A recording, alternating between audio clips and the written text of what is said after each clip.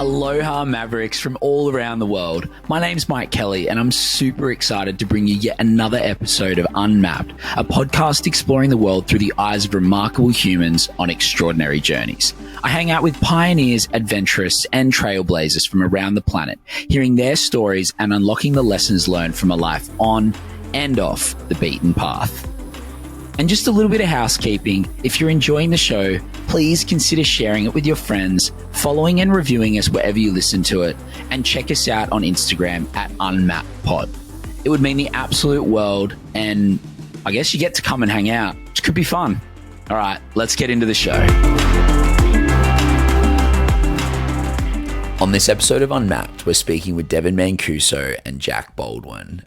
I loved this episode. Devin and Jack are two of the co-founders of a project called Galverse, which is an NFT-based anime project. It is the first ever community-funded, community-led, community co-created anime, and the work that they have been doing is so cool. This is something that usually only big budget production houses get to do, and they've gone out and really enrolled a community of anime lovers who bought into the vision of the Galverse or Galverse, and they are making an anime, which is absolutely incredible.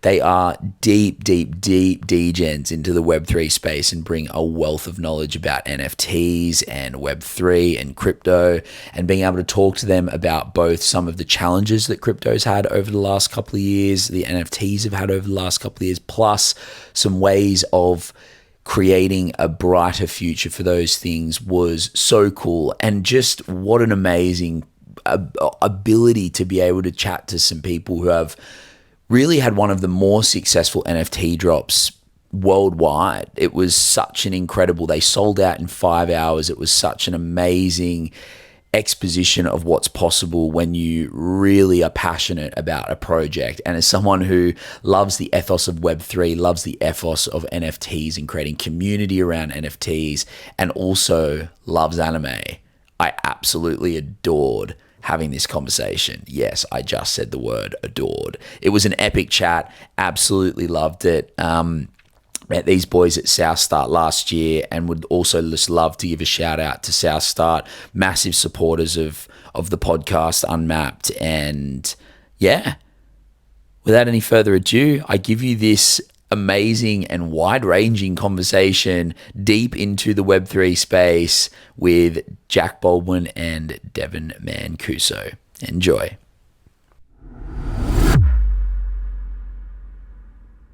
All righty, we are into an absolutely fascinating episode of Unmapped, and I'm a little bit wigged out because I've come in and I'm looking at two essentially anime characters from the metaverse. So Devin and Jack, welcome to Unmapped. The gals, we're in the Galverse, are we? We're in the Galverse, and thank you so much for having us. Good start. We've lost Devin already, but I'm right here with you, feeling great. We've lost Devin already. So, okay, well, Jack, tell me a little bit about what I'm looking at here. So this is I believe it's called a VTuber. And just for anyone who is not watching the video of this, which most people won't be watching the video of this, you guys are essentially inside the metaverse right now as VTube characters. So you've had 3D models of your characters drawn in, like your characters in the Galverse drawn, which we'll get into in a second, but you're sitting inside the metaverse right now talking to me in real life. So do you want to talk a little bit about what I'm looking at here? Yeah, I'd love to. I mean, Devin, are you back online? You look like you're moving. I got lost in the metaverse for a second. I'm back. Sorry, I'm back. It's a bit laggy in the metaverse where I'm calling from. Oh, geez. Great start. Yeah, look, we are VTubers. So right now I'm like puppeteering my 2D anime character. And this is, based on a Galverse NFT I own, a character like based on me in real life that I, our artist, did. And we worked with a special effects engineer based out of California to turn these kind of 2D images into, these like puppeteered kind of characters that we can appear on webcam and take meetings in and, do community calls and things like that. So it's a new way of inhabiting a character and, like you said, stress people out like podcast hosts when they have us online. So, just a really fun way to jump online and kind of proto-metaverse it up, I guess. How often do you take meetings in these? How often do you take meetings from the metaverse, Devin? Do you throw this out in Dropbox at all? Maybe not at the Dropbox meetings, but I think they would get behind it. Actually, it might bring a little spice. But we love to bring these out for any time we're catching up with folks across the Web3 space. It always gets a smile. And I've come full circle, Mike, because when we started working on Galverse, I remember. I'd been in the crypto scene or Web3 scene for quite a long time, but we started doing video calls with people. And I would always jump in with my real face just to show I was a real person. But we would talk to all sorts of people, like, investors and people like that.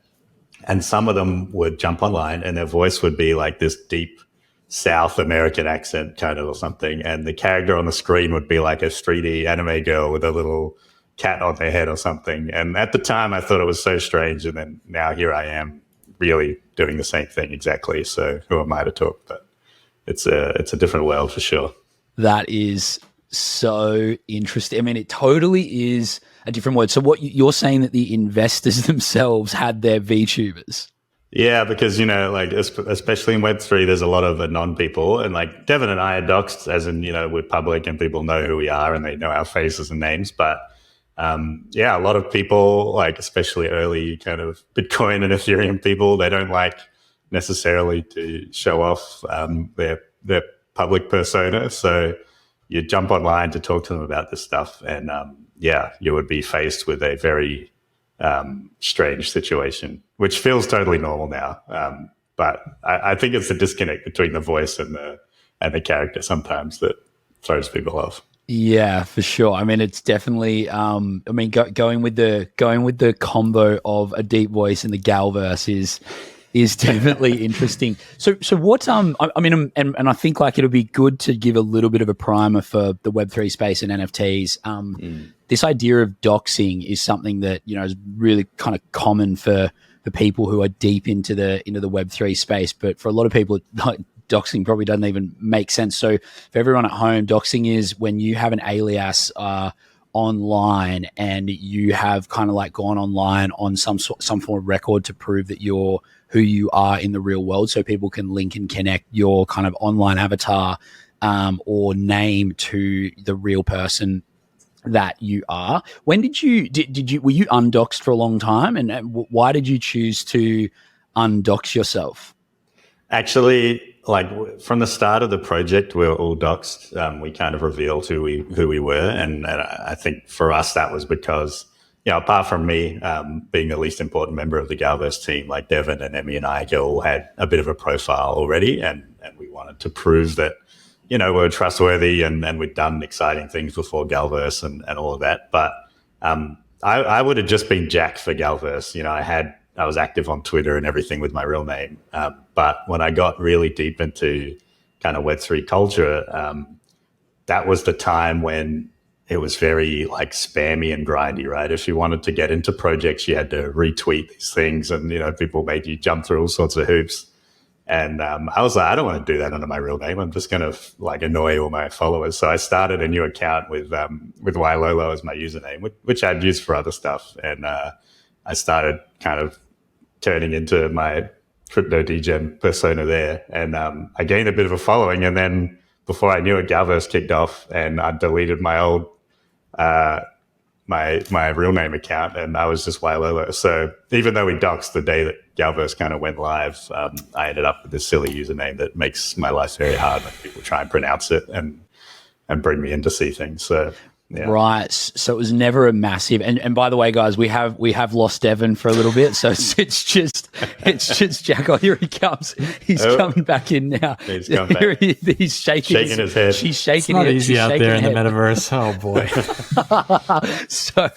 So Devin, we're just talking about, we've just gone into doxing and why people, what doxing is and why people would dox themselves and things like that. And Jack was just explaining, why he actually started his kind of why he started his why Lolo account, and then from there. So do we want to just let's set the scene for the Galverse? So the Galverse, let's go into Devin. Do you want to just speak into what NFTs are in a very, very, very basic way, just so that for the people that aren't in this space at all can just get a really quick download, and anyone who is already kind of conscious of what they are we don't need to spend 5 minutes explaining it. And then Wailolo, do you want to go into then what the Galverse is and how that relates to what Devin talks about with the NFTs?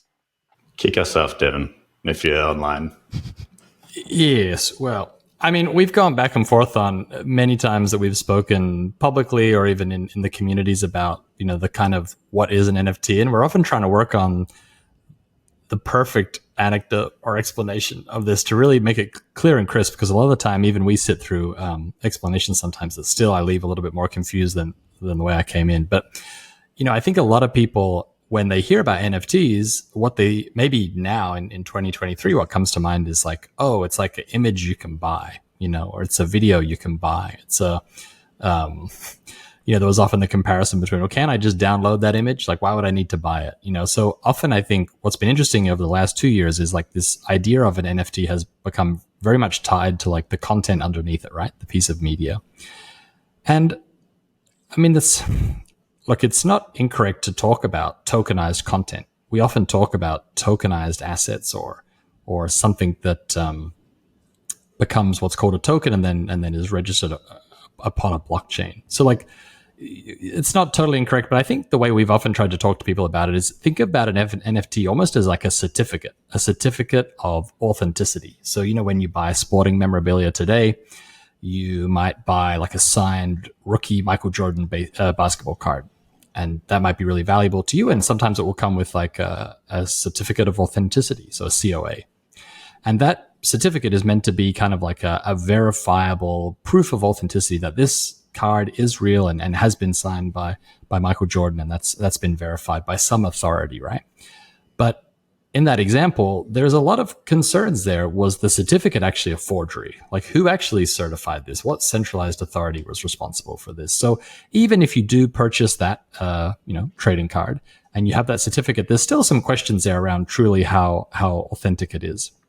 And so, when we talk about NFTs, I like to use the example of it's almost like a COA. It's a certificate of authenticity for whatever that's been attached to, whether that's a JPEG, whether that's a video, whether that's a t-shirt, whatever it is, that is a verifiable ownership. So there is a history to that piece of content that can be tracked, using blockchain technology, and that you can at any point in time through a verification method prove that you are actually the legitimate owner of that underlying kind of asset. So if I were to then give that image to you or sell it to you, that COA, which is effectively the NFT, travels with it, right? So then you can then prove that you are now the owner. And so I think what a lot of people don't realize is when you're dealing with NFTs, the actual image sometimes can actually be swapped. Sometimes it's just an image on an Amazon server. And there's been many famous instances of hosting running out and the NFT turning blank. And the people go, oh my God, what happened to my NFT? And that's the moment they realize like the NFT isn't the actual image many times. The NFT is actually that certificate that goes with the image. So that's the way I've been thinking about it lately and explaining it to folks. Yeah. And the truth is like it's such a wide umbrella. Like an NFT can be something like that. It can be a digital collectible. There is on-chain art, which theoretically will last as long as a blockchain will. So it can take all sorts of different forms, and it's interesting to see how different use cases, people frame it differently. And like, the Reddit NFTs were a great example of this, where they were trying to onboard a lot of people, and, there's a lot of kind of anti-NFT sentiment on Reddit. So they just called them digital collectibles, and all of a sudden everyone was totally fine with that. So, it was a very accurate description of what they were selling. So, there's different use cases, there's different forms it can take, but I guess it's a digital asset on a, verified on the blockchain somewhere. And in the case of Galverse, it's these characters, so Galverse is a collection of 8,888 generatively created anime profile pictures essentially. So all the individual layers were hand drawn by Ayaka Hira, the artist on the team, and then we used some interesting algorithms and a lot of blood, sweat, and tears to put them together into the characters that you see today. And for us, really, when I explain it to my mom or dad or someone who's not that familiar with the technology or not that into anime or anything that we're trying to do, I say basically it's almost like a Kickstarter on the blockchain. So, we had the story of the project and this creative work that our other team members, Ayaka and Emmy, had been dreaming of, making this Galverse anime for a long time, which, in the traditional system of producing animation would probably never be created. And we went on a campaign to kind of, tell that dream and share it with as many people as we could. And, through selling these NFTs, we raised the money to basically be like a little independent studio and make the animation that will, be Shinsei Galverse when it comes out. So that's kind of the very, very short version of what we've done with them. And, beyond just being a Kickstarter and selling pictures, we've tried to use the technology, the underlying technology to expand them in interesting ways. And VTubing is one of them with our crazy characters that you're talking to right now. So, yeah.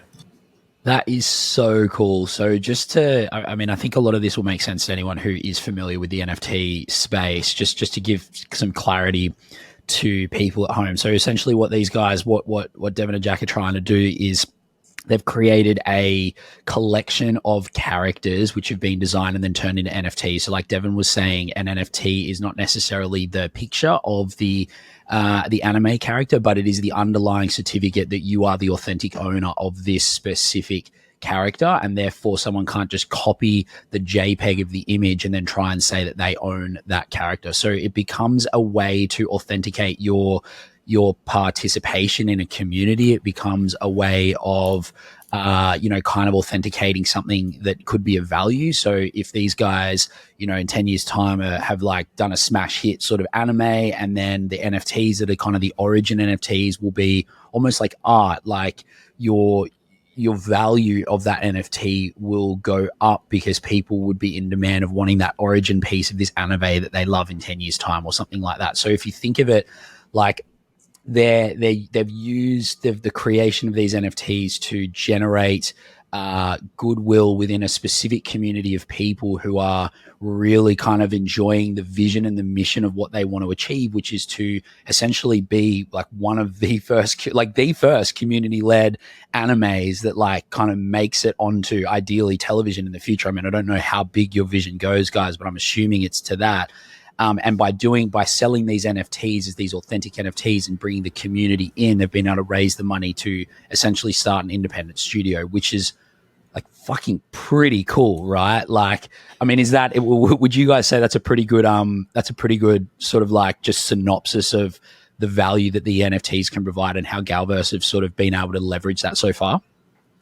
Super good summary, I'd say. And you kind of touched on something that we didn't, which is also like the community side of things that forms around owning these things. Because, all of a sudden you're provably in a community of people who are interested in something the same as you are. So beyond just like owning a digital asset, you find yourself in a group of like-minded people, which I think is, something that everyone kind of enjoys. Everyone likes to be part of a group where you can make new friends and have new experiences together. So, yeah, definitely spot on.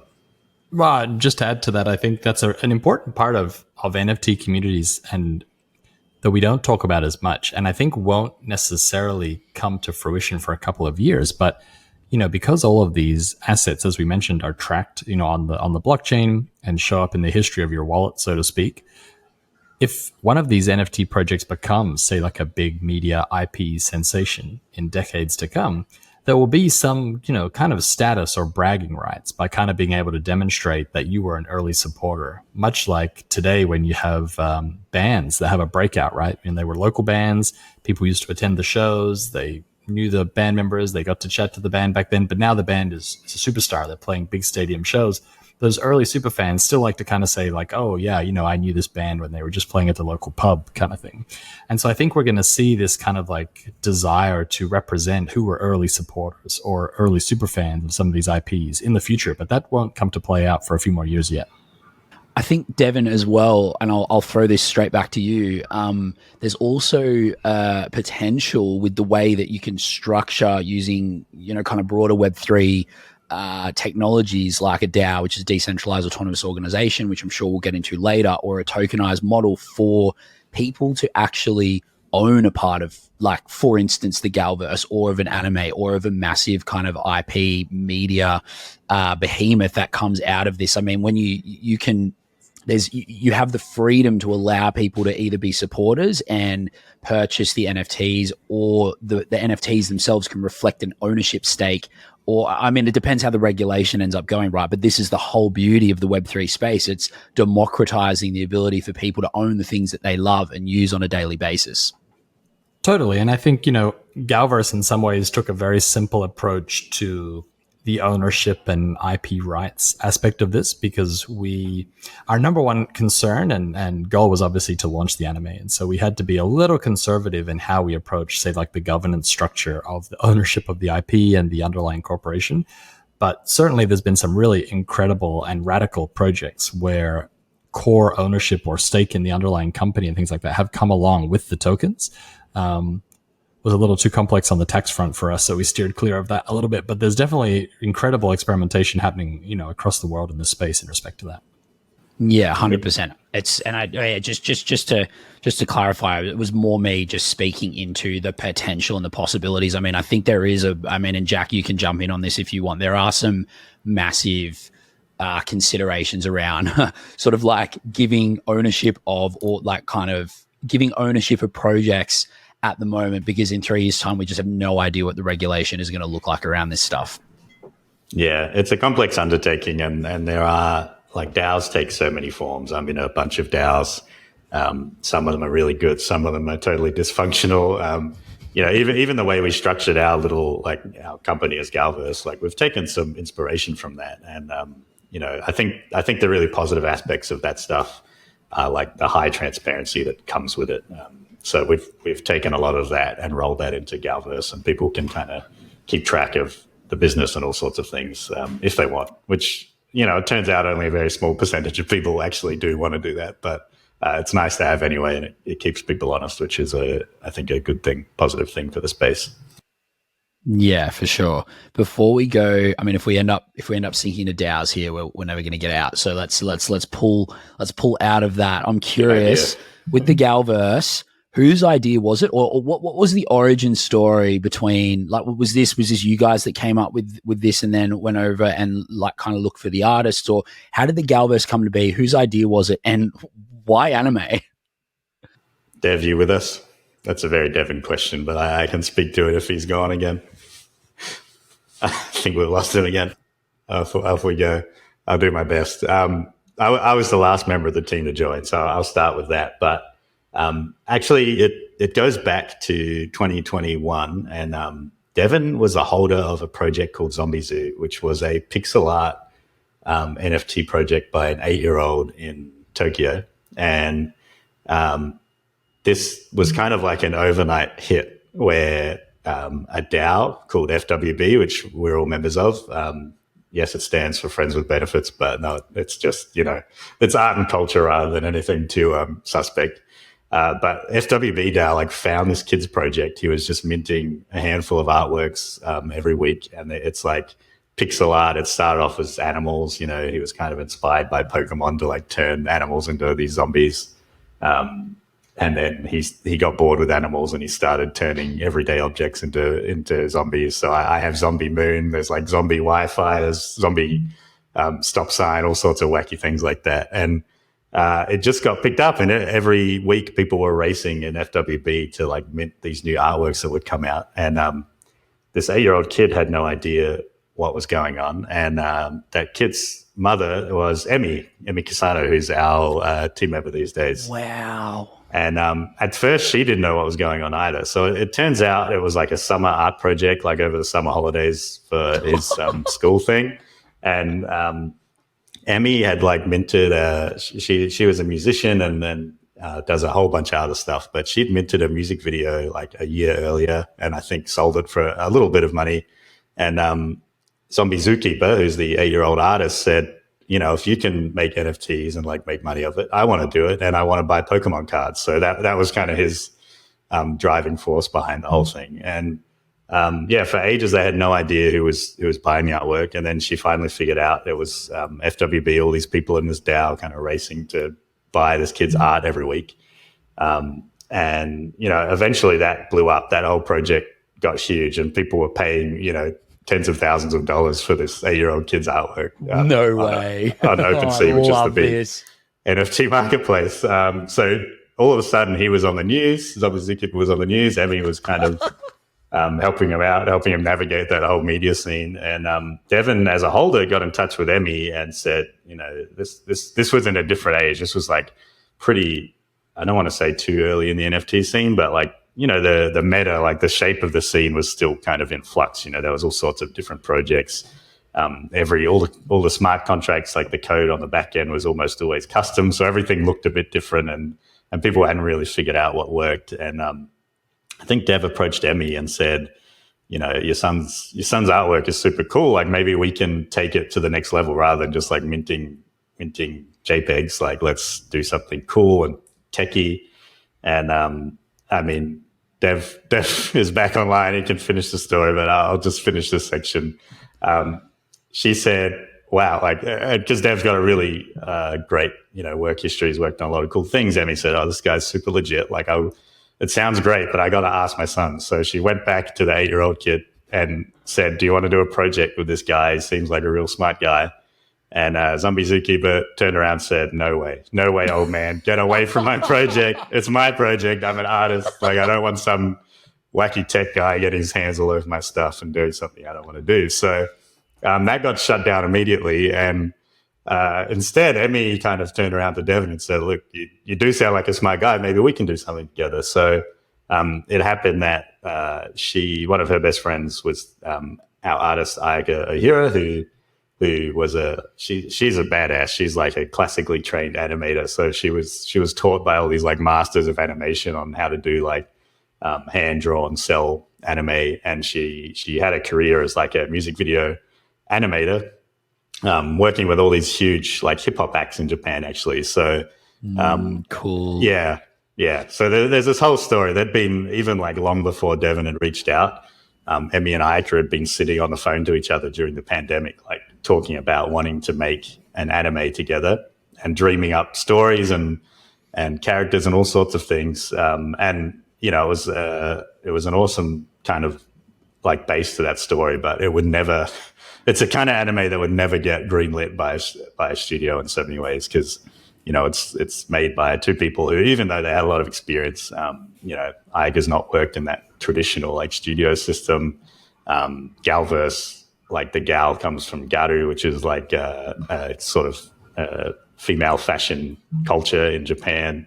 Like it's very sort of badass women. Like we don't care what you think, we just want to live our own lives, sort of thing. So it has quite a unique message behind it, which probably wouldn't fly in a room of like anime executives. So that's kind of where it came about. And they started work back in 2021. And then I joined the team, I think, like as the team Crypto Degen right at the end of 2021. Devin gave me a call and then I met the gals, Emmy and Aika, and everyone kind of got along and we went from there. So that's the origin story. That's where it all kicked off.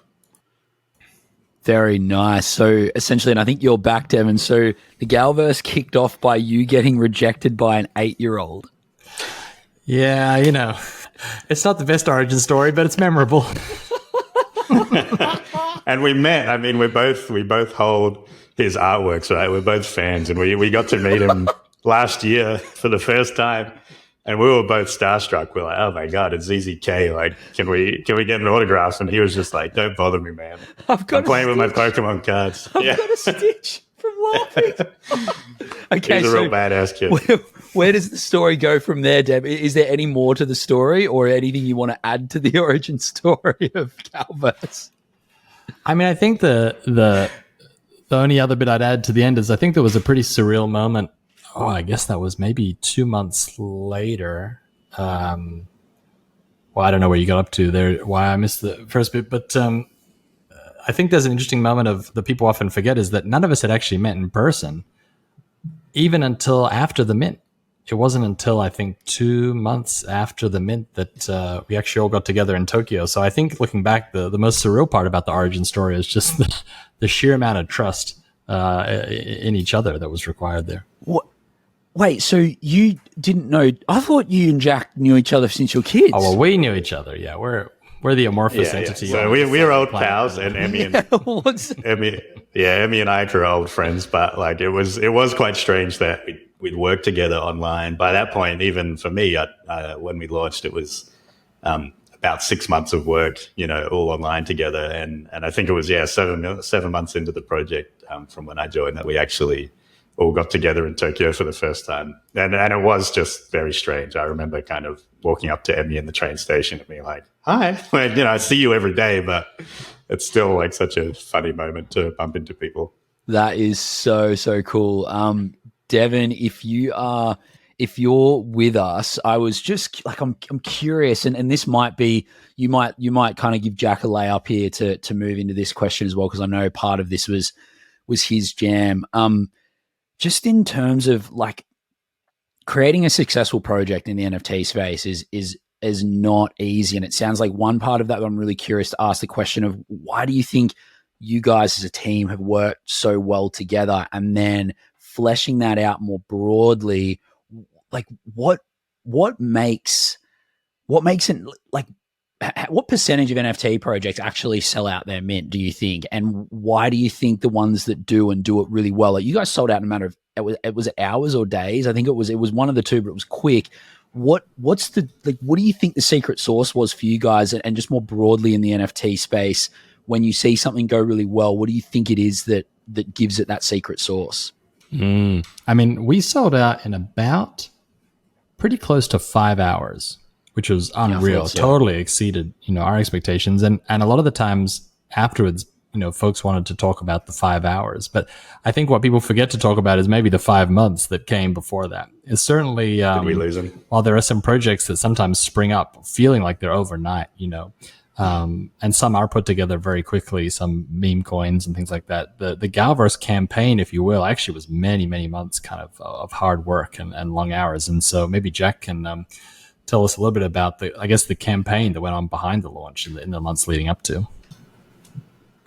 Yeah, it's such a funny space and it changes so quickly. This is the other thing. And it can be, someone can launch a project with a few hours of work behind it and sell it out. Obviously, it depends on all sorts of things. There's so many factors that go into it. But for us, I think one, we knew the story was great. I mean, Emmy and Ike as creators are both really badass people, and their dream was like something that was infectious, and the art was so cool. And we also knew like it had this kind of legit feeling to it, where there were already a lot of kind of anime themed projects, but we hadn't seen anything really of size come out of Japan. And so, I'm a guy who grew up in Australia watching anime, so there's nothing wrong for like a foreigner to be inspired by that and create a project based on that stuff, because like that's exactly the position I'm in. But it's really cool to see the artwork, loving tribute to like the 90s, 80s kind of era of classic anime, be created by someone who comes out of that culture and has been trained in that style, and comes from like that space where it's like it's her unique style, kind of drawing on all these inspirations and things like that. So I think people were really attracted to that part, just like the personalities involved and the people. But then you have a huge kind of additional side, which is like the NFT meta, and things move pretty quickly.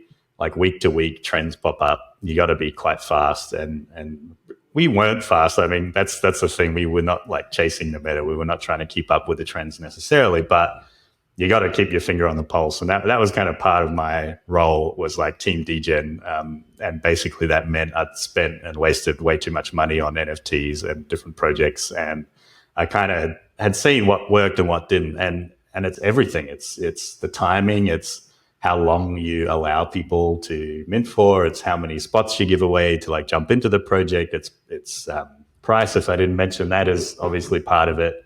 And like Devin said, just a huge kind of roadshow almost. So spending hours every day on Twitter Spaces, just telling people about the project. And that was mostly me and Emmy. Aika only speaks Japanese, so that was kind of one of our challenges, was that our artists, couldn't speak to like our biggest marketplace, which was the English-speaking kind of world. So that was sort of Emmy's job to speak on her behalf in some ways and talk about her side of the creative process as well. So I don't know if there's like a magic mix, a secret sauce, but we knew the story was good. We knew the project was cool. Every time Ayaka sent us art, we knew it was badass. And basically, foolishly maybe, I said, let's not be like a pure hype project. Let's not try and like tell people this thing's going to go a million miles an hour once it launches and be something to speculate on. We just tried to tell that story in like an organic and pretty authentic way. And I mean, it took months. We grew pretty slowly. We probably could have done quicker if we used some of those less savory tactics, but I'm glad we did it the way we did, because it meant that people who came on board with us through that whole process were really connected to the team and the project and the mission. And we got a lot of support from big artists and other people in the space who kind of appreciated the way we went about it, I think, which helped a lot too. That's really cool. I mean, it's super authentic, right? And so that lead in, how much of a lead in did you give until the mint? So kind of by the point that you announced the project to the mint and you were going around doing that roadshow, how long was that? We, like I said, I came on board like end of December 2021. I think we kind of announced the project existed sometime in January. And the mint was middle of, I was going to say May, but maybe it was mid-April even. Mid-April, April 14, I think. Yeah, April 14, yeah. My memory is terrible ever since I started this project, just from sleep deprivation. But and honestly, like it's hard to kind of summarize the amount of work. Like Dev and I joke about it, and when we catch up in Tokyo together, we drink a beer and eat a stick and kind of laugh about the old times. But I think we're still somewhat traumatized by just the pure amount of like elbow grease that goes into something like this. And that's on all sides, like not just the marketing side and getting the message out there, but at the same time, like, putting the art together, getting that algorithm working was like a huge process, auditing the art afterwards to make sure it was perfect. And maybe like, we're a small team, 4 people. Maybe we set a bar that was a little higher than was healthy, but the end result was really cool. And just making sure everything was stitched up for the day and the contracts worked and we tested the hell out of everything was, a huge body of work. So that's part of it too.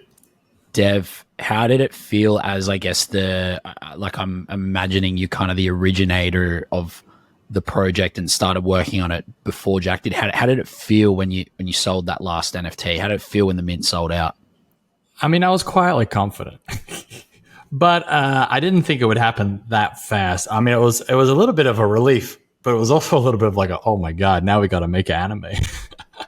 Like it was both a mixture of relief and dread, But no, it was definitely exciting. I mean, I remember we talked to a few other communities before that day about what to expect, not only from an ops perspective, but like from a personal how do you ride the emotional roller coaster? What would you have done differently? Those kind of things. And we actually like talked to a lot of successful teams, and they were really eager to share the learnings. And, we were kind of told to be in it for the long haul. There was a chance that you would have to we were told, you might be at the desk for 48 hours. Like you need to be sleeping in shifts. You need to have lots of hydration. You need to have snacks. Like you can't really go anywhere. Like this is going to be intense. And so I think on that 5th hour when we sold out, I was a little bit a mixture of, it's amazing to sell out, but also I was ready for like a 48-hour, kind of had the sleeping bag in my office. I had my snacks all lined out, going to go halfway through my cold brew, So it was kind of it was a mixture. But I think one thing Jack and I realized really quickly is like, in some ways, I don't know. I think this is a very Australian thing, right? You don't want to assume that you're going to be a smash hit success. That feels a little bit arrogant. I think you want to be humble and go, well, I hope, we did a good job and it's great artwork. I mean, the artwork's incredible. So it should do okay. But you never want to say like, we're going to sell out. And so I think by not having that maybe in our mindset, we were somewhat unprepared to then sell out and have thousands and thousands of fans like flooding the Discord and asking questions and being excited and wanting to know what was next. And we were like, oh dang, okay, we got to work out what's next. Like, and there's no time to work it out. And we got to do it all, with a team that's halfway across the world and requires a translator. And so like, I think what's maybe more stressful for me looking back was like the weekend or the week after the mint in some ways was actually like more hectic than the actual night of the mint, because then it was real and people had expectations, and they were coming for it and they wanted to know what was up. And, we scrambled and we got there, but boy, I remember that week being particularly gnarly. Yeah, I can totally imagine. Was there any like, Jack, what about you? Was there any kind of like, was there any sort of, I mean, there's got to be a sense of, not pride, but a sense of kind of, holy shit, we just did that. That was epic. 100%. And it was such a weird, like it really was a weird night. For me, it was, I think 5 or 6 a.m. in the morning when we sold out and like things had kind of settled enough and we'd done all the announcements and we told everyone, like we're going to bed kind of thing. And I was just alone in my room. I think maybe my cat was with me. And I just I had no one to talk to about it almost. My wife actually got really sick that weekend. So she was like passed out in bed for a couple of days afterwards. And, not all that responsive to my, hey, we did it kind of like celebration thing. So it was just this weird sort of surreal feeling. And like something I should probably point out too is, again, like Devin said, I'm very Australian. I don't like to blow my own horn on this stuff, but like Galverse is a huge project in the context of Japan. I think like number one to date and typically when you measure an NFT project's kind of size or success, you do it based on like the volume, right? The secondary sales when people are trading this back and forth between each other. And number one is like Murakami's Flowers. And that's from Takashi Murakami, who's like a huge designer, he's already famous. I think number two is this Crypto Ninja project. And we're number three at like a bit over 6,000 ETH of volume, which is, I think in dollar terms, like since we launched, that's like people have traded about close to $20 million US of these things back and forth between each other. So it is like, it's sizable. And, you go to Japan and you feel it because the scene's a bit smaller there and like we're the big fish in that scene in a way. So yeah, it's something like we're super proud of. And I think like the big achievement out of that was kind of connecting that, like the different language communities, almost like bridging that cultural gap between Japan and the rest of the world. Because we've seen people struggle with that since we launched as well. It's not an easy thing to do. And I think, if I had to say I'm proud of something, it's probably that side of things. Just to be able to throw your first party with your holders over in Tokyo would have just been the wildest experience. I mean, there's a very, very, very funny video on Twitter of you four kind of up on the stage, like just singing karaoke for like all of like kind of, I don't know how many holders that you had there. When I say holders, guys, I mean the holders of the NFTs. But also the like the cultural differences between like, what is the NFT scene much like you've said it's smaller. What are the differences between the NFT scene kind of globally and in a market like Japan? It's really interesting, and I don't know, like I still couldn't tell you if it's because of maybe language barriers or just like the way that communities form, but it's very separate in many ways. And in general, like I think the rest of the world has kind of gone through this like peak and trough where, not long after we launched, it felt like, crypto and NFTs and everything sort of like peaked and then sort of blew up. The market kind of went pretty far down and a lot of the regular people who were interested in that side of things lost interest. That seemed, even though obviously they're like global assets in many ways, it seemed like that didn't happen in Japan. And like when I go to Tokyo now, I'm having conversations with people and like people are as excited as they were, a couple of years ago, which is not the case in much of the rest of the world. Like you go to some of these like American conferences and things like that, and there's a bit of doom and gloom in the air.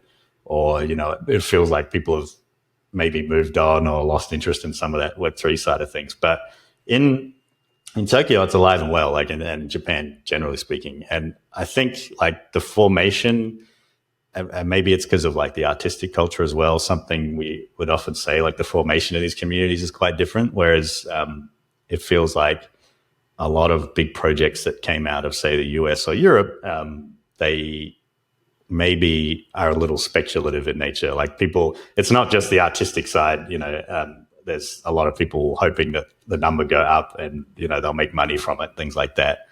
That does exist in Japan, but it feels much more often the case that you have like an individual creator who was already making digital art and decided to try and maybe make a living selling things. So you have like hundreds of NFT communities, but they're often based on like maybe one individual, like as the creator, and you might have a small community of supporters. It could be like 20 people, 30 people, 50 people. So like Galverse was also unusual in that sense for Japan, and that we were a big project, like what I would call like a full-sized NFT project, close to 10,000 items, and, trying to reach a big international audience. That's really not often the case there. And to be honest, like the Japanese domestic market probably couldn't support something like that on its own. Maybe now, but certainly at the time we launched, definitely not. So yeah, it just feels different. Yeah, gotcha.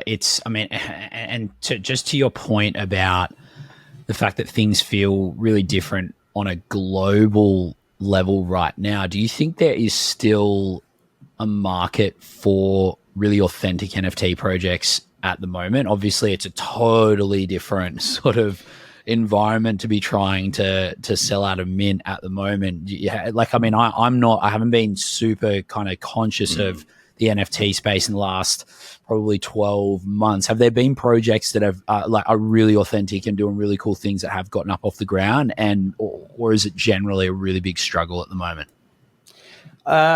Would you try and do this now? Would you try and launch Galverse now if you were looking at minting in 3 months' time? That's a really good question. I've like personally told some people like just do things a bit differently from when we did. And this is the funny thing, even a month after we launched, it wouldn't have looked the same because it moves so fast, because the shape of things moves so fast. Like even if we did Galverse today, I think the form of it would be very different.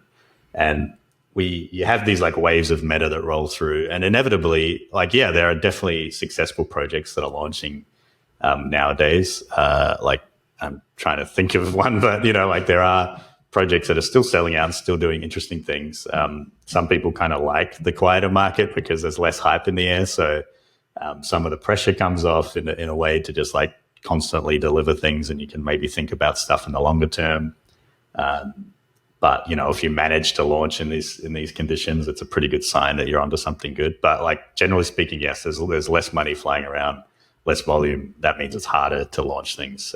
And so you just see trends change. Like often, like when projects were 10,000 NFTs before, like there might be 1,000 or 2,000, or you've seen a lot of people experiment with free mints where they give it all away for free. Maybe you had to jump through some hoops to like get on the list to claim one, but at that point you're pretty certain that like you'll get a sizable community on board and there'll be lots of volume of people trading it. So that looks good if you're then seeking, I don't know, external maybe investment or something like that. But that's also changed because, you could make money off royalties not long ago. And now these marketplaces like OpenSea and Blur and things where people buy and sell NFTs, they've like stopped honoring royalties on certain contracts and stuff. So the scene just keeps changing. It's very hard to say, like, you just got to keep on top of what's happening and be a bit flexible, I think. What happened with the royalties thing? I did notice that this was something that was bubbling along. Like OpenSea always kind of had the royalties thing factored in, but then I think another platform was not doing royalties, and it was kind of what actually happened there? Yeah, it's a great question. We were very lucky with the timing of our launch in that it was still royalties was still a thing, and basically every marketplace were honoring them, and just naturally, like you do most of your volume as a project, typically like in the weeks that follow your launch day. So for us, we were lucky on that side. Then, and we thought as a business, like maybe long term, that's how we survive, just off royalties. But about a month or two later, a platform called SudoSwap released this function, this kind of new marketplace where you could trade NFTs and buy and sell them without paying royalties. It just kind of sidestepped that. Because what a lot of people didn't realize is that the royalties were not on chain, as in they weren't in the smart contract. Like, I didn't realize this. I thought it was OpenSea doing it, not the actual contract of the NFT, right? Yeah, and the contract would say, like, royalties should be this, but it was basically the marketplaces were reading that data and then and applying it to their thing. Typically, that's kind of how it worked. And there are good reasons they're not on chain in some sense, because like if you wanted to send it to your own wallet, like how do people know whether you're selling that to someone? Should that be a transaction where they take a royalty out of that? If you're not selling it for any amount. So it's because there were so many ways to sidestep it, like it basically meant they couldn't be on chain. And because of that, eventually these marketplaces started doing that. So I think it was like July or August 2021, SudoSwap came about. And basically on that day, I was like, well, we can't rely on royalties anymore. Because you just had a feeling like that's the start of a race to the bottom. And so since then, there's just been all this drama. Some of the big marketplaces launched with zero royalties, and for traders, because there's a whole ecosystem, right? There's like, even on Galverse, there's a big group of people of the project. They love anime. They want to be part of the community. There's a big group of people that just want to flip digital assets and try and make a few dollars or more based on selling and buying these things. So as a trader, if you're one of those people, of course you don't want to pay royalties, because you basically, maybe you're adding like 5% to the cost of that thing. And, you kind of have to see big gains to see any gain kind of thing. So naturally, like the cheaper marketplace appeals to you.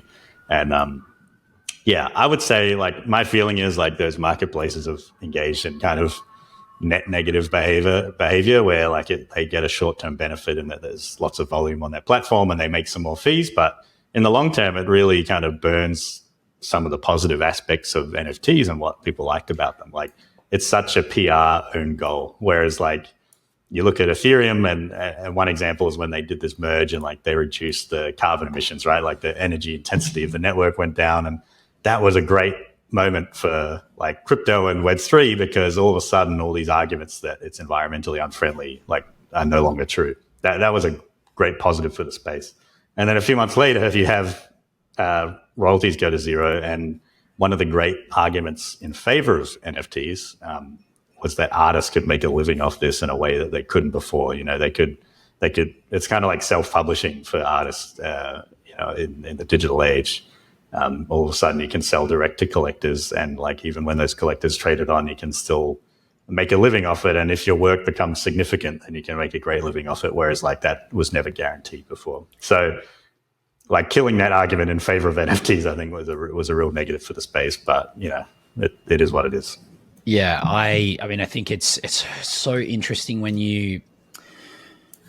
I have a lot of kind of opinions on this, like kind of concept more broadly of a piece of technology comes in with an ideology around it of like, let's kind of democratize or let's kind of make things better. And then it does. And because it's made things better, like, I mean, I would say that the royalties piece of NFTs was a massive part of why they were able to sort of generate an identity for themselves in the cultural sphere of the world. Mm-hmm. And, even learning about NFTs a few years ago when I did, one of the first things I thought was, oh my God, how cool is this for the creators? This is almost better than like selling real art as a creator, and people are going to be pulled towards this because of the royalties that you are giving to the original creator. It was a massive benefit. And then just over time, those benefits get stripped away in the kind of like, I don't know, kind of the hyper marketization or the hyper capitalization of something. And it feels a bit icky. Like I agree with you in that it's a massive, like, just, I don't know, if it ain't broke, don't fix it. Like, it's a couple of extra bucks for you if you're flipping, but it also is one of the pillars of what made NFTs NFTs and what made this space so cool. Dev, I just want to check, where are you at? Are you with us right now? It's been fascinating to hear why I talk through the history. I mean, look, you're spot on. And I think I look back on that time and feel a bit sheepish, to be honest, because as the technical side of GALs, I didn't even know that the royalties weren't enforceable on chain. And when I look back, I go, geez, you think I'd have known, but it was even the people that were teaching me about smart contracts and NFTs, no one ever brought it up. It honestly feels like somehow the entire industry outside of these big marketplaces weren't actually aware of this. It never once came up in conversation, which is truly quite shocking. And, you know, particularly for a technology, like you said, that has a kind of an ethic or a value structure somewhat entwined with it, you know, around decentralization, to be then so dependent on a centralized marketplace such as OpenSea for the continuation of the entire ecosystem kind of shows that maybe we weren't ready yet as a bigger ecosystem of participants to truly realize the vision of NFTs. Because theoretically, you know, even if OpenSea made that decision, we should have been able to then break apart from OpenSea and reorganize around alternative marketplaces, or, you know, some of those core tenets perhaps needed to have been baked into the contracts for it to be successful. So I look at it as a really good learning lesson for not just us as a team, but also like the broader Web3 space, is that the next time around, you know, we're going to have to be even more diligent and hyper-vigilant into some of the key fundamentals of the technology to ensure that something like this doesn't happen again. So, you know, lesson learned for this wave. There's been lots of waves of crypto. There'll be many more to come. But I think the big learning for this one from the NFT side was really understanding, you know, what's in those smart contracts and how they're playing out in terms of market dynamics. Totally. Yeah. And I might get a word in, Mike, as well. I'd say, like, there are a group of people who are sort of just generally anti-royalties, and their argument is that, you know, code is law. So if it's not enforced on the smart contract, then it shouldn't exist. But so much of what this space is like a social contract, and it was operating on that social contract quite successfully for a long time. So I think the whole thing hasn't finished shaking out. You know, people are making contracts now where there are royalties built in, and there are downsides to that and there are upsides to that. You know, some marketplaces are making a point that they put that on there, and maybe, you know, if you're an art enjoyer, you'll be willing to pay those fees, whereas, you know, if you're a flipper, you'll just stay away. So it's still shaking out. But, like, to me, the whole appeal of the NFT space, and before this, I was like a pure crypto DeFi guy. You know, I didn't even get NFTs for a long time, and the appeal of that was like tech and finance kind of coming together in this new sort of way. The moment I got NFTs was I realized, like, the third pillar was culture, right? And creative people are the people that brought the culture to the NFT space, and all of a sudden that kind of trinity of culture, tech, and finance makes something really interesting. And I think to burn creators that way, and it's sort of just tragedy of the commons. Like, no one individually is responsible for that. But I think for NFTs to, like, thrive long term, there's going to have to be some incentive for those creative people to come back and have another look at it. That's my thought. Are you guys familiar with Daniel Schmachtenberger? The name sounds familiar, but I'm probably not cultured enough. Yeah. He talks about the need for a third attractor, and the idea being that if we, at this point in time, imagine like a drop of kind of, see if I can get this in some form of like semi like well explained way, like a drop of water drops onto like the top of a hill, and it can either go one of two ways, and it will go and it will kind of like automatically pull towards a big kind of dam or something like that. And one of those dams at the moment is kind of the way of a decentralized world where we're also inviting catastrophe in, based on the fact that if we democratize technology, then everyone's going to have the ability to use it. And as technology gets better and better, there's more possibility that more and more people will have technology that can create catastrophe. So the idea is, like, imagine if everyone can make a nuke. Or the other way is, if you centralize everything too much, then you are guarding against that catastrophe, but you're creating a dystopian future. And his kind of thinking around this is, we need a third attractor. No one really knows what the third attractor is. Like, what's the third dam that we can build that is going to take the water in, where it kind of, we have this appropriate level of decentralization and, you know, an appropriate kind of way of governing the an appropriate level of decentralization where it's not too decentralized, but an appropriate mechanism of centralization where it can't be corrupted and become this kind of dystopian thing. And in its own way, like that's what he talks about the third attractor for, but in its own way, it kind of feels like we need this third attractor for a space like Web3 and NFTs, where people aren't just kind of like going to this tragedy of the commons and going to this race to the bottom, where as soon as someone goes, oh wait, like it's not built into the smart contracts, let's just screw the creators and like do this thing because then we can all make more money. Like they get to make their money when they mint, but they shouldn't be able to make any more because we can make them.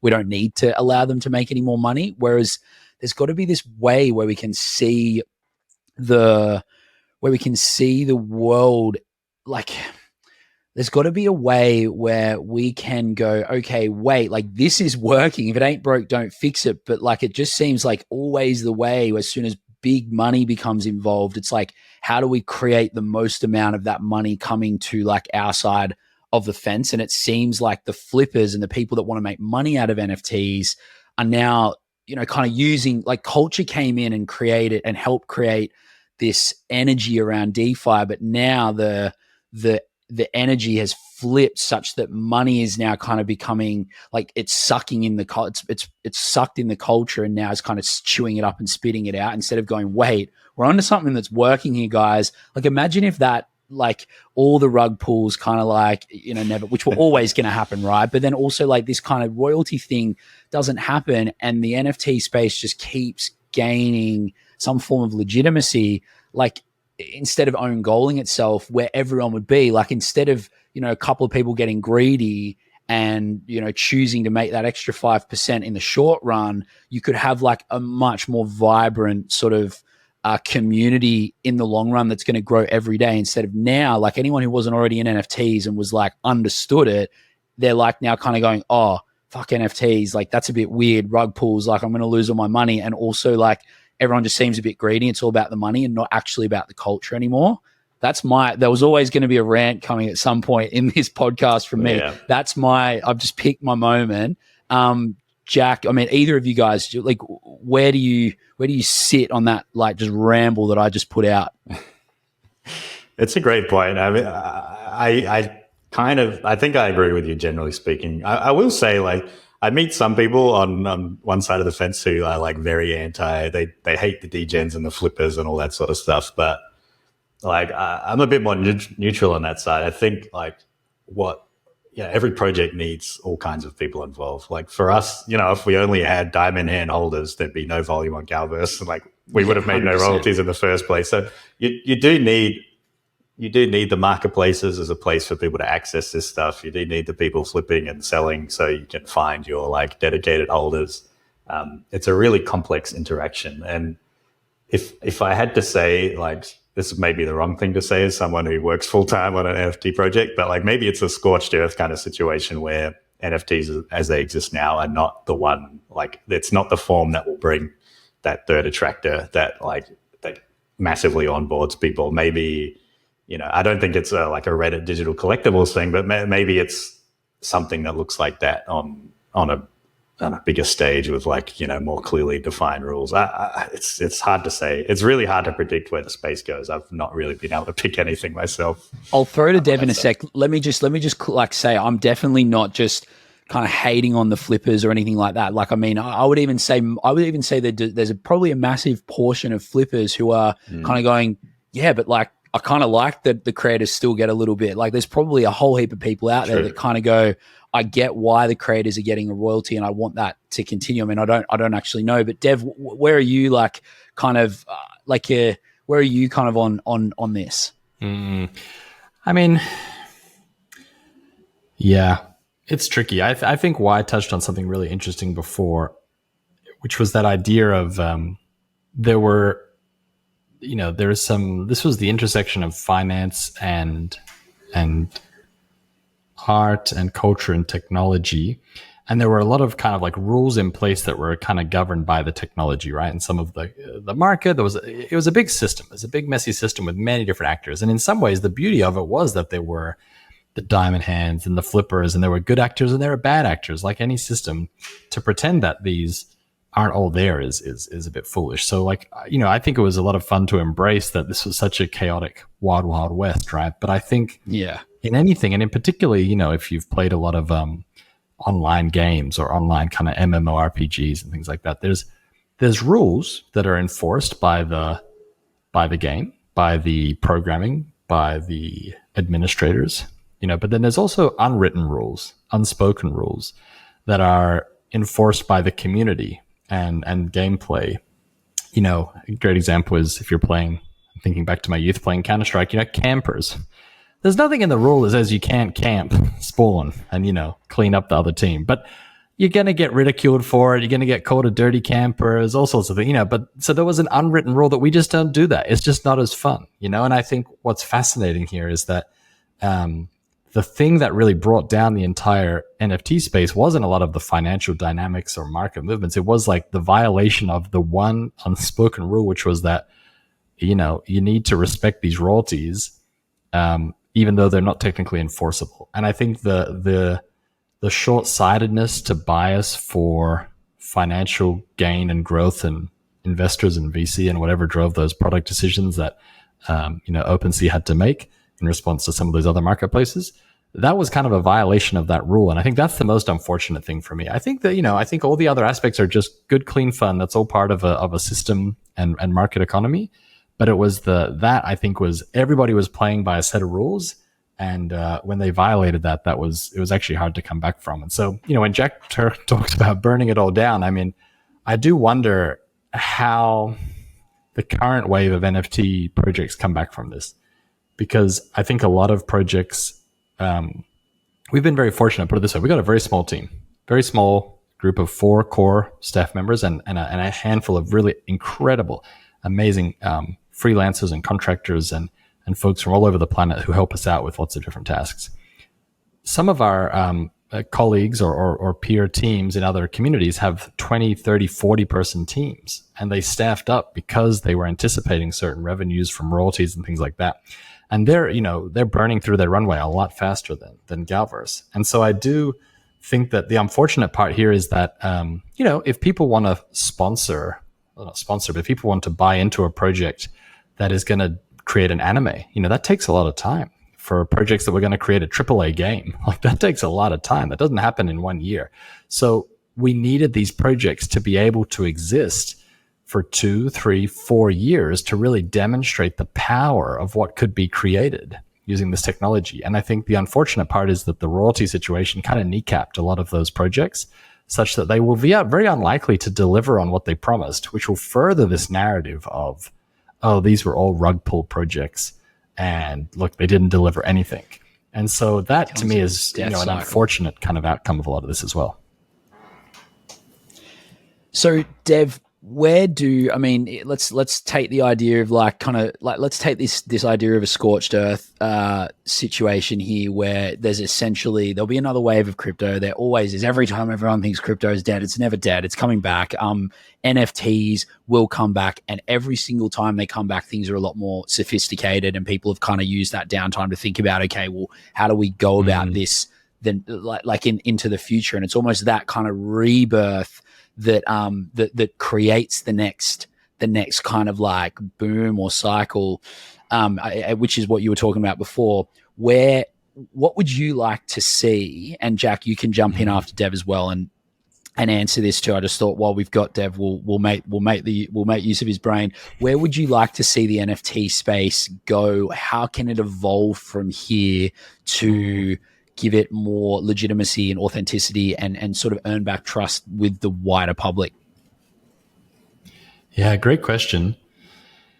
One thing that we've always been big fans of on the Galverse project, and we've really pushed for and advocated for, and something that I think actually might be at the center of the next big wave of NFT media projects, is this idea of interoperability. This is a soapbox I regularly get on, but it's one I still think is worth standing on.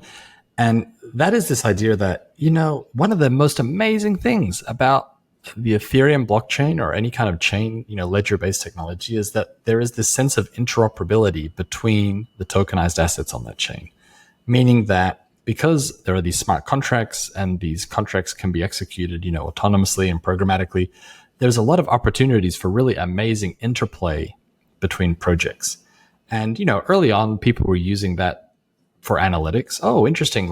We can see which of your holders purchased a Galverse, also purchased a cool cat, or something like that, so you can start to do some interesting customer community member clustering and things like this. But it also means that you could offer, say, a discount. Oh, well, if you own a Galverse, we're going to give you a discounted price when we launch our project. So people started to use other successful projects as kind of like a piggyback system to then market their own project. And then you started to get really intense where people were starting to do things like, okay, well, if you own a Galverse and you mint this collection from ours, your character might be wearing Galverse clothing or something like this. So you started to get this trait level, metadata level kind of collaborations. But what was really fascinating was that most of those collaborations were actually done without the teams talking to each other. There wasn't actually a lot of deep collaboration. A lot of the time it was just kind of smaller projects trying to piggyback off of maybe the existing customer base of a bigger project, which is still cool to see. We're still actually in favor of those kind of things because it's demonstrating something that's really interesting, which is interoperability. And one of the things I think that's the biggest bummer maybe of this wave is that you had so many eyeballs on the space, right? So many fans who were putting their personal hard-earned money into this industry. And there were these media projects from all different walks of life, right? There were anime projects, there was TV shows, there was books, there was graphic novels, there was manga, there was video games, all sorts of things. Now, independently, any one of those projects, it's pretty hard to differentiate, right, between a Web3 TV show or a Web3 graphic novel versus a kickstarted TV show or a kickstarted graphic novel, right? Where does the Web3 technology really play into that if that's the final output? And, nothing against the projects that were funding in that way. I still think that was pretty cool. But I think there was an opportunity to demonstrate, hey, look what we can do that a traditional Web2 project can't do. Look how we can mash up IPs programmatically. Look how we can create incredible, never before seen collaborative activations and marketing events for our fans across 2 communities, 3 communities, 4 communities that, it's just not possible for giant brands like Disney or DC or some big IP holders to do. They couldn't pivot fast enough to do those kind of cross company, cross IP deals. They would just, take, I think, too long and too complex to set up. And so I think we had this really big opportunity to show Hollywood what we can do that they can't even dream of doing. And I think that would have just knocked it out of the park. And everyone would have been like, holy shit, NFTs are the future. And I think, unfortunately, what happened was you saw actually the complete opposite, a total retreat where communities kind of made their money and then they went back to their Discords and they kind of went to work on their projects, right? But they went to work individually. We're going to make a TV show. And look, that's nothing wrong with that. I mean, in some ways you could argue that Galverse is doing something similar, right? We're working on our production. But I do think that what we're not doing is showing Hollywood why they should be scared of Web3s, why they should invest in NFTs, why they should invest in Web3 tech. Wow, this is a really novel and new way to engage fans. And, now each of those communities that's producing a brand or a TV show or a movie, they're just coming up against the same challenges that Disney is. They need audience, they need reach, they need distribution, they need to monetize. And so that's a tough battle if you're going up against a conglomerate as big as Disney with a long history of being in that market.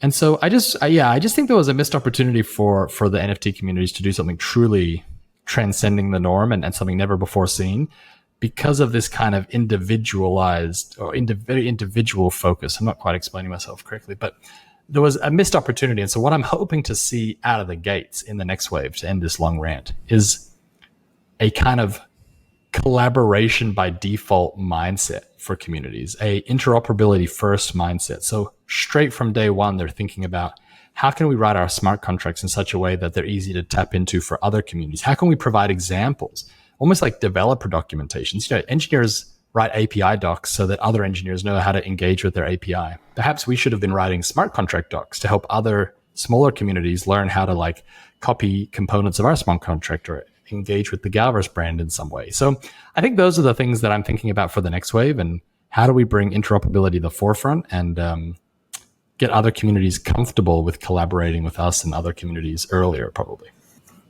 That was an amazing rant. Jack, anything to add? When Devin gets up in a soapbox, it's drop. hard to follow him. Yeah. I think you're right. I mean, I really like on the predictions market, I'm so bad at picking what comes next. But I think that's true. And part of that is just so easy to get wrapped up in whatever you're making, that you might not look outside your own little box. And everyone's internationally distributed. It's actually hard to meet up with people in the space.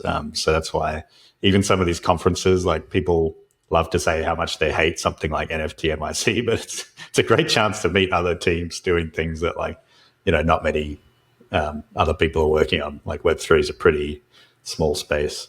I think, one thing I expected to happen shortly after we launched was like an increase in the sort of professionalization of the space. Like I was expecting a lot more corporate backed projects to pop up and maybe blow away the small teams like us. And the market kind of died off and a lot of those people lost interest. Like we met some projects even from Japan and other places that we knew were coming down the pipeline and we were expecting to launch and they kind of never took off. And I think, that would have been a net negative in some ways if we had these artist-led projects because, Galverse is like this, is like Devin said, there's 4 of us and we're all kind of like equal partners in this little adventure together.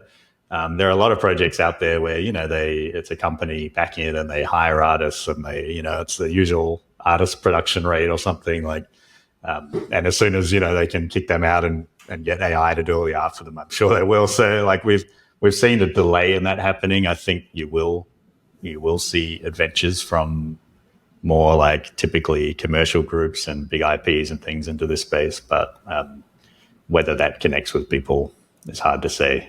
But, they do have the reach. So that's what you're competing with. Just to add to that point, one thing I was shocked at this time around that didn't catch on as a trend was, I think, Jack, you mentioned the word professionalism there. We were pretty transparent in revealing to the community before our mint the kind of company structure, the vesting schedule of the founders. And we took a very like kind of tech startup approach, I guess, because of our experience here in California and seeing how tech companies structure. There are things like, having vesting schedules for the founders and whatnot, putting the cash reserves or the treasury into a multi-sig wallet. And so I think I'm really proud of looking back the professionalism and transparency we showed in communicating upfront, such that investors and collectors and fans buying in kind of knew this wasn't going to be a rug pull because we were doxxed. There was a vesting schedule, like no one could take the money and run straight after mint, and there was a company being set up. At the time, I think people really praised that approach, and we got a lot of kind of back channeling to us on DMs and positive sentiment. But I don't think I saw many projects, if not 1 or 2 after us, actually do the same thing. And obviously many still were funded successfully. So in some ways you have to go, well, all you can do is put your best foot forward and hope that others follow suit. And, sometimes people need to invest in their first few projects and for those to be maybe not turn out so great. And then you start to learn to become a bit more judicious on the next one. And like we've all got a lot of dust in our wallets, as we say, of projects that maybe seemed like a great idea at the time and didn't turn out that way. And so I'm hoping the next time around we'll see a little bit more of an expectation, I think, from buyers up front in what they want to see in terms of communication and transparency from projects before they even buy in. But maybe that's a little bit of wishful thinking. We'll see.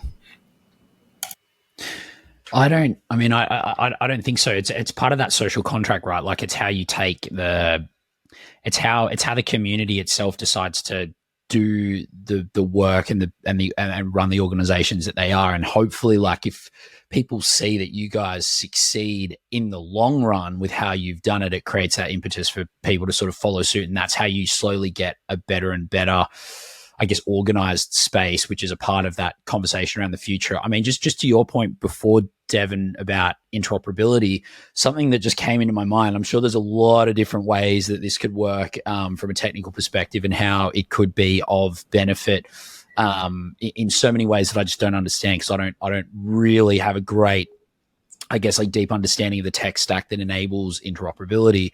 But what I imagining like kind of the Marvelverse, like you've got Iron Man, you've got you've got kind of like, you've got Spider-Man, you've got Captain America, et cetera, et cetera. And like, imagine if they were not all created by one organization in terms of Marvel. Like, imagine if kind of like you guys had Galverse, and then I went and created like some different kind of idea around a comic or an anime, and then someone else did something. And then just naturally, through the ability to interoperate, there was just these natural collaborations that would start happening, and all of these, and you end up creating, I mean, that's kind of like this idea of like an interoperable metaverse, right? Like, where all of these different projects can start to like inoculate themselves into the culture of other projects. And all of a sudden you've got the equivalent of a Marvelverse, but everyone has done their own different project. Like, how cool is that? And I know that that's only kind of one idea on the culture side, but just that idea, I mean, Hollywood couldn't, I mean, Disney and, Disney owned Marvel, like DC and Marvel are never going to get together and create their own kind of thing, but within the Web3 space. And this is one of the great things about how the technology enables the culture. You can have like an essentially like, you could have something like that happen. And I think that it would be really cool if something like that happened, right? Where different projects end up baking themselves into other projects in a way that's not necessarily like done on purpose, or you've had meetings beforehand and agreed, yes, we're going to do this, but like someone just pops into your project as kind of a like jumps in because you've allowed them to, through educating them on how your smart contracts operate, and then or they let your project into their project maybe, and then from that it creates this amazing thing, and no one really kind of knew whether it was going to work, and there might be 100 other projects that incorporate Galverse that don't, and just kind of like never kind of reach that kind of top level sort of popularity, but the one that does kind of just creates this new behemoth of like ideas just clashing. Like, it's really like from a cultural perspective, the ability for the tech to do that is amazing.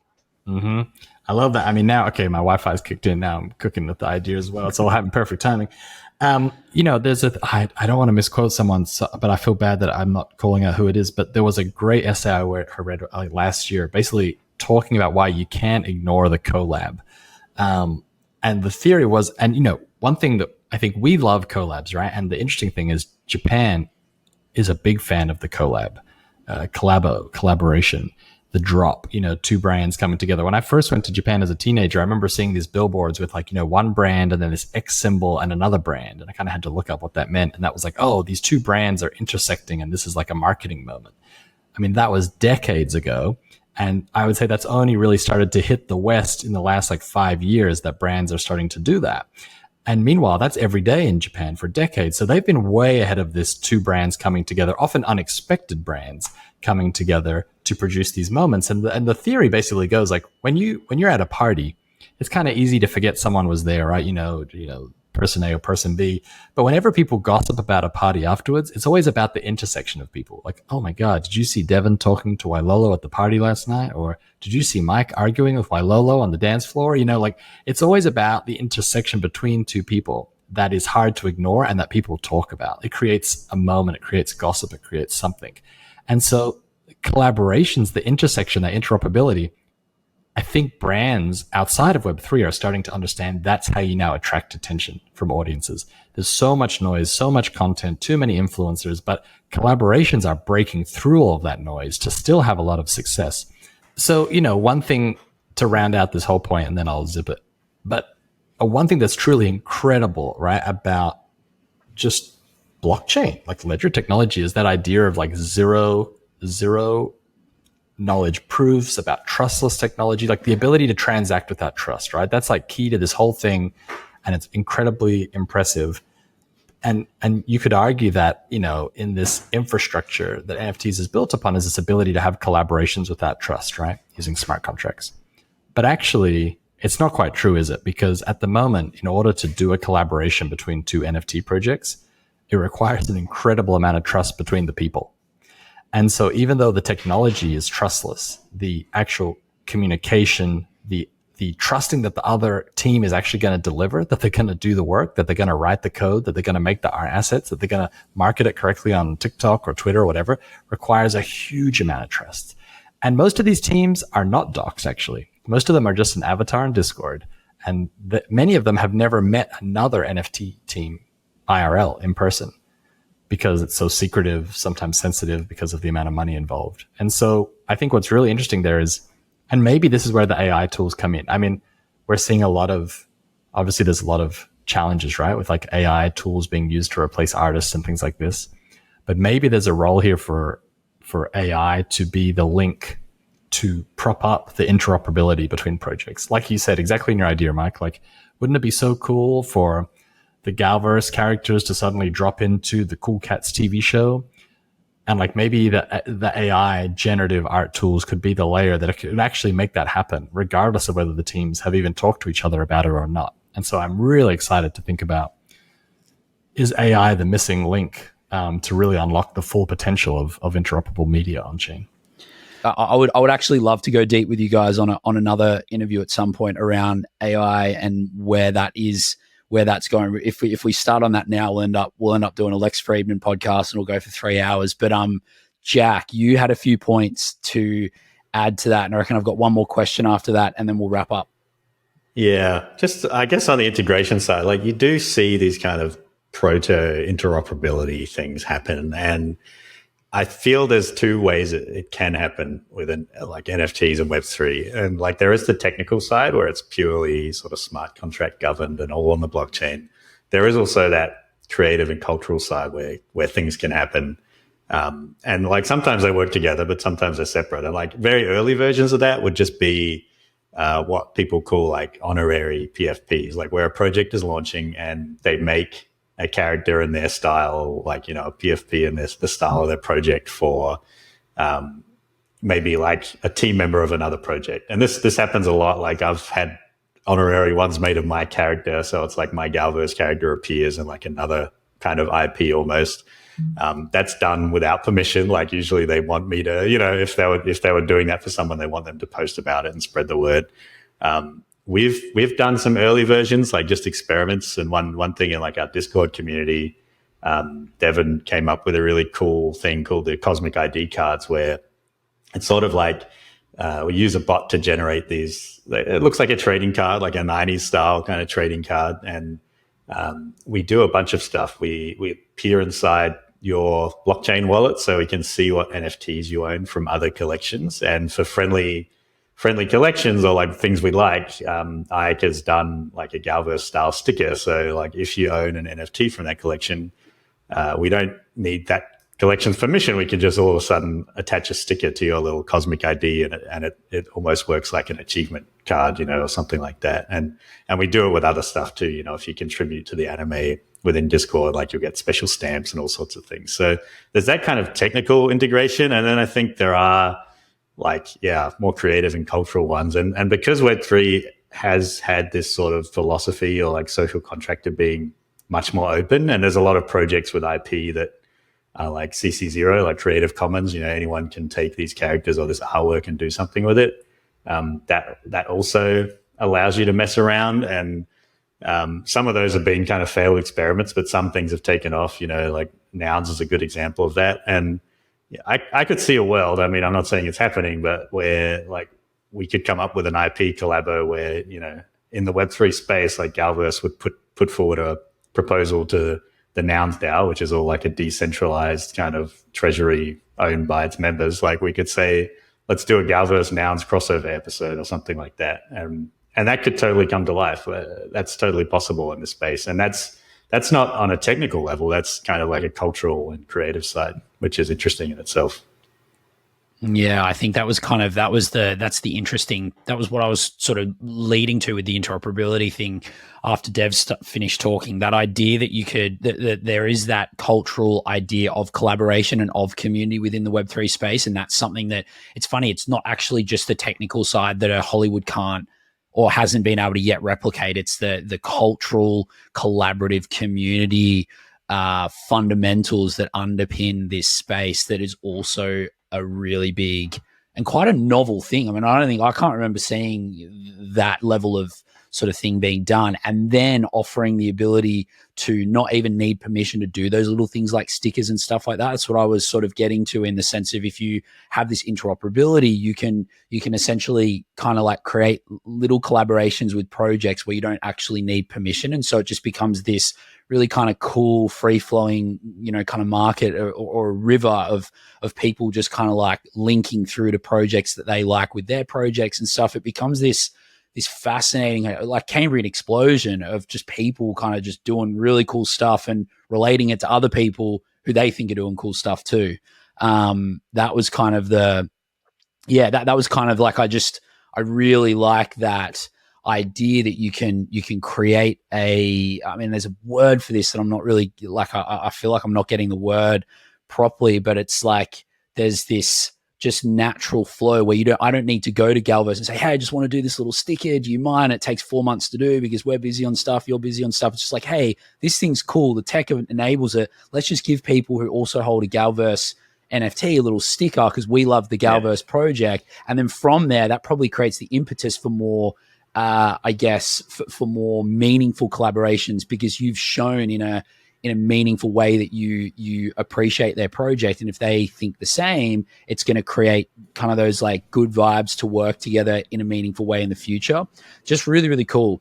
Finish off the interview. I wanted to go back to the anime roots, which we haven't spoken about, but which is kind of surprising.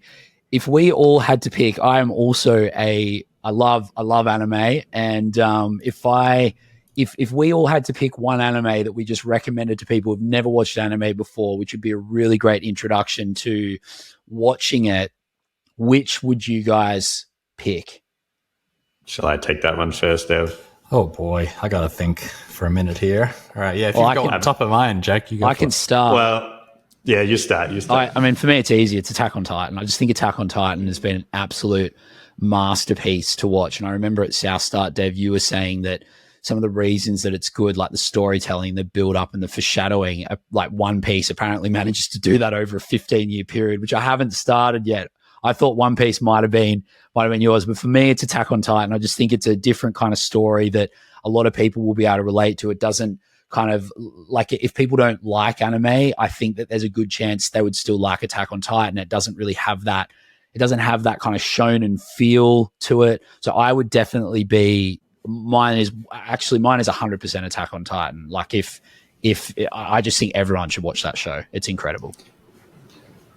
I still have to start it after our last conversation. I need more free time to get into it, but I'm still trying to catch up on One Piece, 15 years of One Piece after Devin got us started there. But this is such a good question, because usually it's like, what's your favorite anime? And for me, that's an easy one. Like, I love like Ghost in the Shell, the Origi and Standalone Complex and some of that stuff. But they're such bad animes for a lot of people to onboard them. And I've tried my wife is a lovely person. She has no interest in anime, maybe negative interest, and less so in NFTs. So it's a kind of interesting place to start from. But I've tried to get her to watch anime with me in the past, and like, what have we done? I mean, Ghost in the Shell was a massive failure. She was not into that at all. I thought Ghibli movies would be the way to go, and actually, I think for a lot of people, like Spirited Away brought tons of people into anime. That blew up in Western countries in particular. My favorite is Porco Rosso from that studio, and she hated that as well, which was surprising to me. So I'm probably not the right person to ask. I think like some of the stuff that really set my heart on fire as like a teenager was stuff like Cowboy Bebop, which I think is just effortlessly cool, and like, it incorporates music and animation in such a badass way, and it's still a classic. So maybe I'd go with that, but I'm not. Don't ask me. I'm not a trustworthy person for that question. I feel a sense of responsibility with this question. I like this question because, yeah, you're right. Normally it's like, what's your favorite? But if it's, because anime is really gaining a lot of popularity in the West, and as someone that has watched it for quite probably longer, I'd like to admit, I feel some sense of responsibility of giving a good recommendation, to get people in. I think if I had to pick one, actually, it's a more recent one, is Haiku, the Haiku, the volleyball anime. I think it's universally, doesn't matter what's your preference of style, whether you like a more battle action oriented show, whether you like the more lifestyle sporting kind of one. It meets everybody where they're at. It's got killer soundtrack. And I'll be honest, like I wasn't really that familiar with volleyball. I never played it growing up. It wasn't a sport I would actively watch, in the Olympics or anything like that. But I'm volleyball mad now. Like, I reckon I could play a pretty solid game of volleyball. I reckon I'd do all right as well. I know the positions. I know the techniques. I feel like I've done a couple of years worth of trainings. Are you just assuming that you would be good at volleyball, having never stepped on a court because you've watched IQ? 100%. I've watched all the seasons. I've watched it's not one episode. I've done a couple of seasons worth of work. I've watched all of it. It's so good, but I don't. That's just. I love your confidence. Just throw him straight into a competition. Like I could go down the beach and have a hit, and I wouldn't embarrass myself. I'd know what I'm doing.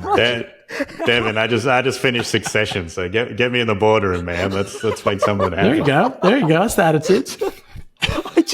I've just got this picture of you turning up down at Bondi Beach. You've moved to Sydney all of a sudden and walking down to the volleyball courts and people being like the beach volleyball and people just being like, hey man, like you've ever played before? He's like, nah, but I've watched Haikyuu. Like, what's that? Oh, the anime, the volleyball anime. Haven't you seen it? Like they just go, oh my God, let's see how he goes. I really, really like the confidence. I really like the confidence, Dev. It's like me in the schoolyard after watching Dragon Ball Z, thinking I was the toughest kid around, I think we're all like that, right? Like, I mean, who did not try and Kamehameha their biggest enemy at some point in time? Absolutely. Well, one day, it was going to work. One day the energy would shoot out of our hands. Did I actually swear to God, I thought like I was young enough that I really thought that at some point I'd be able to shoot balls of energy out of my hands. 100%. I was ready to fly, instant transmission, whatever you want. One day it was going to happen for me if I just screamed hard enough. Still good. Did you ever go through this, Deb? Did you ever have a moment where if you just believed hard enough that if you put your two hands together and then pushed them out like a Kamehameha, something would come out? Man, of course, I did martial arts my whole life, and I definitely have tried on more than a few occasions to do an extra little kick up in the air and, fly through the air, but never has quite worked out how I thought it would. You got to get the chi. Didn't have my... Yeah. I joined a competition.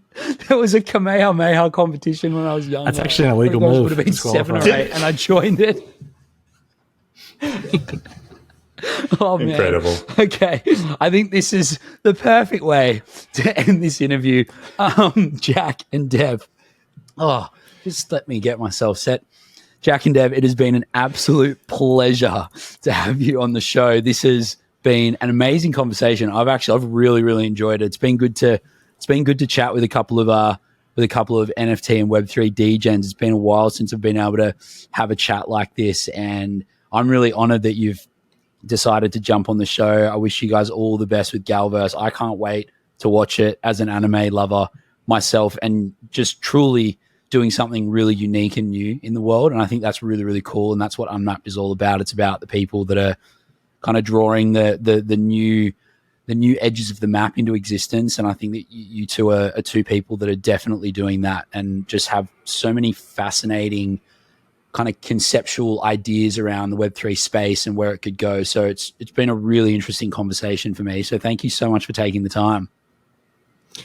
Thanks for having us. It's always a pleasure to talk shop and get deep into the weeds. So, yeah, all the best. Yeah, thanks, Mike. Any chance you ever want to talk and geek out about anime, tech, NFTs, we're here for you. So thanks for having us on. Appreciate it. Peace, guys. Cheers. Cheers. Peace. Thank you so much for tuning into another installment of Unmapped. I really, really hope you enjoyed the episode. I always have a blast creating them, and it brings me so much joy to share them with you. As I said at the start, I'd really appreciate if you share, follow, and review the show if it feels right for you. I'd also like to thank my great mate Josh Ryan for the magic he makes in post-production, my studio partner Bondi Radio, and Arman at Moral Studios for the brand's design. I honestly could not do this by myself, so thank you, thank you, thank you. Until next time, I'm Mike Kelly, and this has been Unmapped.